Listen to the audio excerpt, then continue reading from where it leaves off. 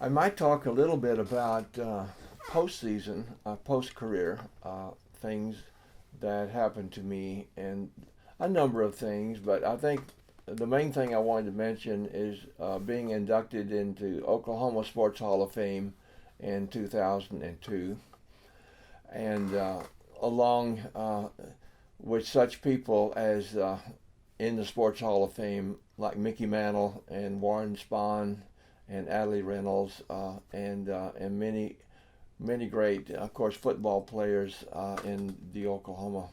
Sports Hall of Fame. Many famous players, and so that was a great honor to be part of that. Okay, sometimes people ask me, what is the key to your success, and I think this was in the press release when that was put out by Dean Bogalar and everything. But I put basically it's having a fundamental belief in God and putting your family and first things first in your life and taking care of yourself and not having bad habits that would be very detrimental to your playing. And uh, I think a lot of these things. And I was free from injuries, so that was a big part of my career. I had a motion that was not herky jerky; it was a smooth motion, and I was able to use my whole body in my pitching, these are some factors in my being able to have a long career, and of course good breaks and along the way, and being able to survive four major comebacks in my career when it looked like it was almost over, and so all these things kind of work together along that line. I did want to make a mention that belief in God is very big in my career, and being a Christian and putting Christ as number one in my life, and so during my career I put out a religious paper called Pitching for the Master that was published for 12 years, the last 12 years of my career, and it was by request only. It had a mailing list finally of 10,000 people on the mailing list, and it was sent to every major league ball player. That was the only part of the mailing list that wasn't by request only, and so I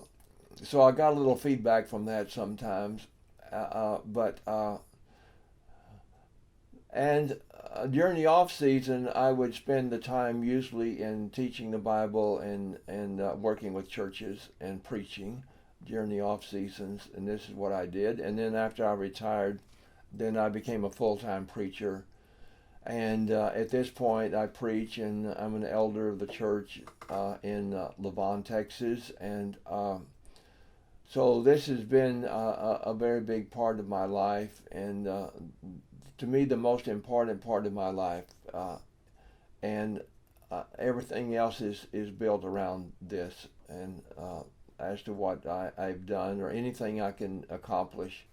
So I think I look at my main purpose is to be a light to other people, as Christ taught, "Ye are the light of the world," and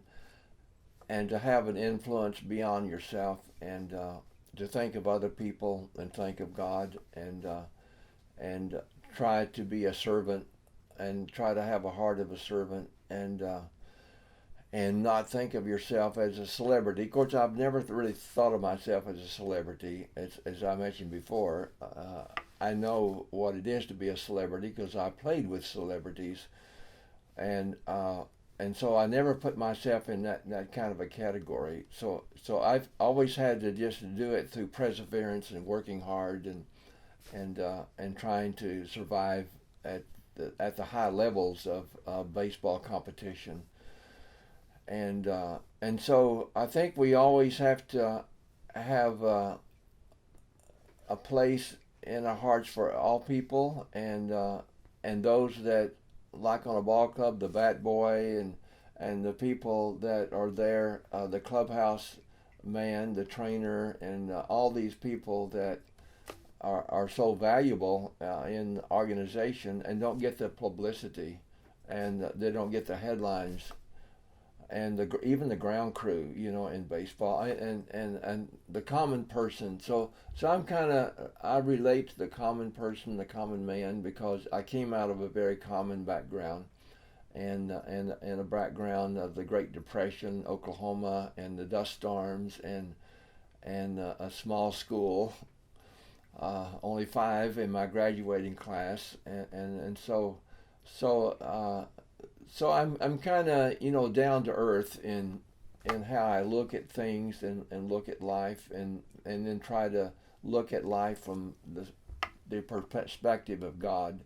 and His Word, and so that kind of defines what I believe in and what I do.